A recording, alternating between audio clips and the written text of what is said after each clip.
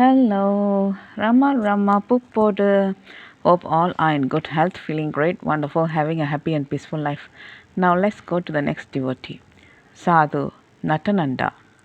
While Kavyakanda Ganapati Muni was a colossus, Sadhu Natananda can be compared to the tortoise in the hare and tortoise story. An unlikely spiritual giant, he rose from being an ordinary elementary school teacher to a man of deep wisdom and realization. Sadhu Natananda is the author of Spiritual Instruction, one of the most important books for spiritual seekers. This simple teacher had studied Ramakrishna Paramahamsa, Swami Vivekananda, and the Vedas.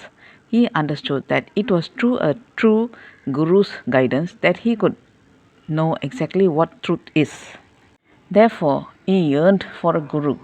His friends told him of a young ascetic up on a Arunachala hill who could guide him. Natisa Mudaliar, as he was known then, visited Bhagavan at Skanda Ashramam and seated himself near him.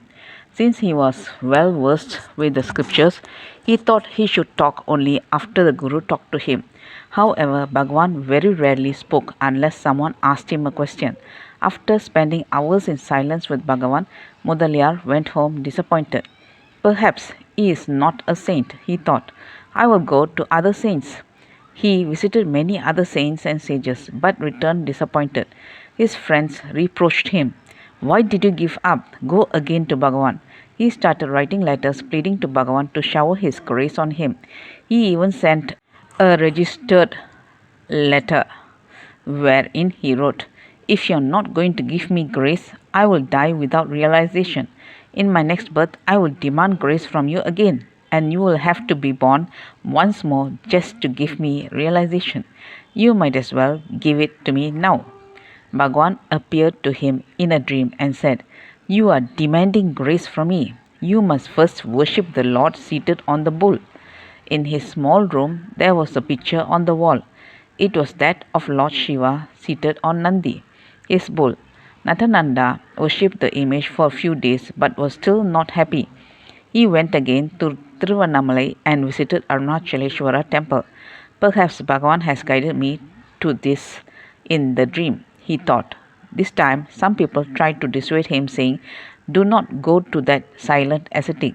He will not talk to you. However, he was a stern, serious, persevering man, so much so that even Muruganar pointed out that austerity was Natananda's armor. Without giving up hope, this school teacher went to Bhagavan again and pleaded, Bhagavan, I want to experience your gracious wisdom. Kindly fulfill my prayer. Bhagavan looked at him for a full 15 minutes. When a question was put to Bhagavan, he would not usually answer immediately. Instead, he would prepare the questionnaire with silence and only then give the answer, so that it remained with the questioner as direct experience. He was more interested in the questioner than in the question.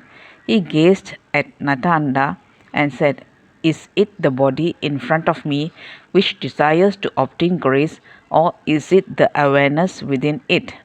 If it is the awareness, is it not looking upon itself as the body and making this request? If so, let the awareness first of all recognize its nature. It will then automatically recognize God and grace. The truth of this can be realized even now and here. Wave after wave of pure ecstasy pulsed through Natananda, and he stayed in Bhagavan's presence for hours. He too had been blessed by Bhagavan's glance of grace. Natananda once told me that even Bhagavan's glance did not completely fulfill him, and that there were some residual tendencies despite him being austere. Once, when he was in Bhagavan's presence, Kavyakanta Ganapati Muni and other scholarly devotees were sitting with Bhagavan and speaking in Sanskrit about Hindu scriptures. Utterly dejected that he could not follow a single word about the lofty subjects that were being discussed, he sat silently with tears streaming down his cheeks. When he opened his eyes, everyone had left and only Bhagavan was there. Bhagavan looked at him compassionately and asked, Why are you so dejected? If you were really unfit to realize the self in this life, you could not have come to this place at all. This applies to all of us. Bhagavan continued. The power that drew you here will make you realize the self. If not today, then at some other time. It is bound to fulfill its commitment. There is no reason why you should be dejected. This dissolved all imperfections in Sadhu Natanananda and drove out all his ignorance. With this, he too became a self-realized sage. The day he understood his realization, he went incognito. The outward symbol of his becoming self-realized was his obscurity. He lived alone, happy to be immersed in the self all the time. After Bhagavan's Mahasamadhi in 1950 and until 1967, many did not even know if Natananda was still alive. Though he stayed in a cottage in Tiruvannamalai, no one knew where he was.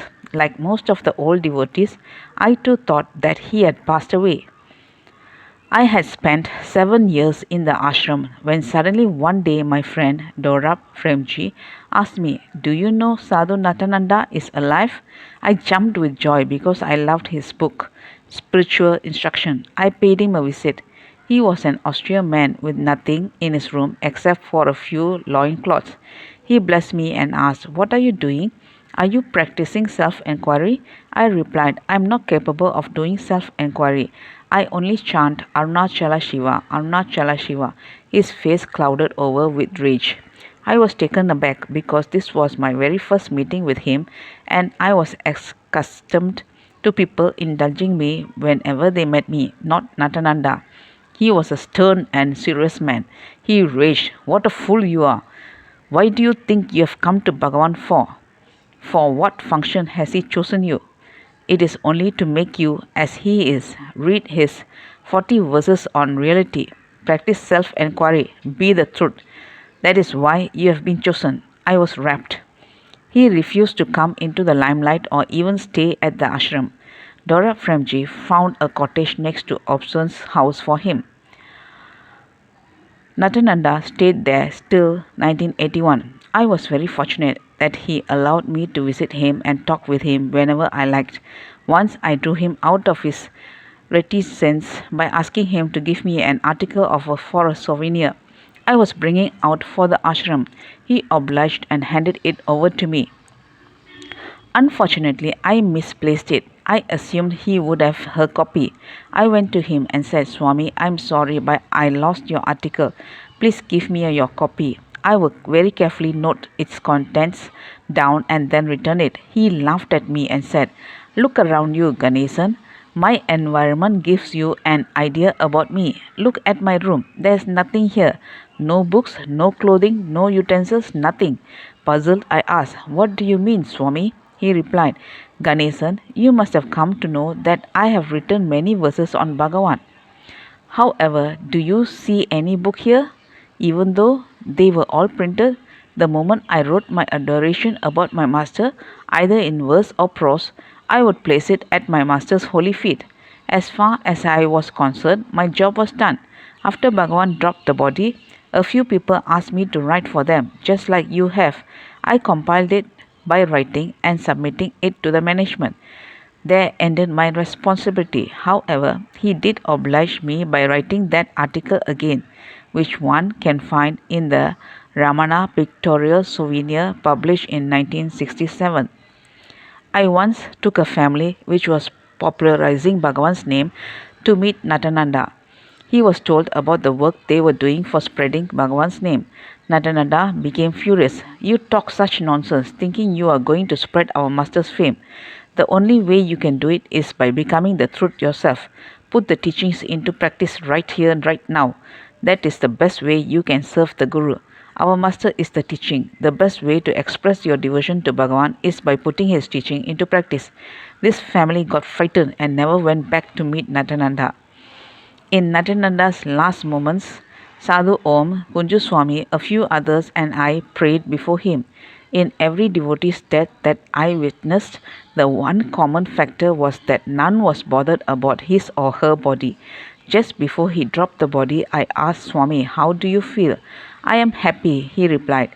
Physically, he was suffering deeply. Every doctor that I took to him diagnosed him to be severely ill, yet he said he was happy. I asked, a little surprised, what do you mean by happy? Natananda replied, look at Bhagavan's picture and you will understand. Those were his last words. He directed my attention to Bhagavan and then happily closed his eyes and passed away. It was a privilege for me to have built the samadhi for this Jnani's body inside the compound of Dora Fremji's residence. பாடல் 9. எனையளித்திப்போ தெனைக்கள வாவிடி லிதுவோ வான்மை யருணாச்சலா. Destroying my ego, if you don't join me now, is this manliness, Arunachala?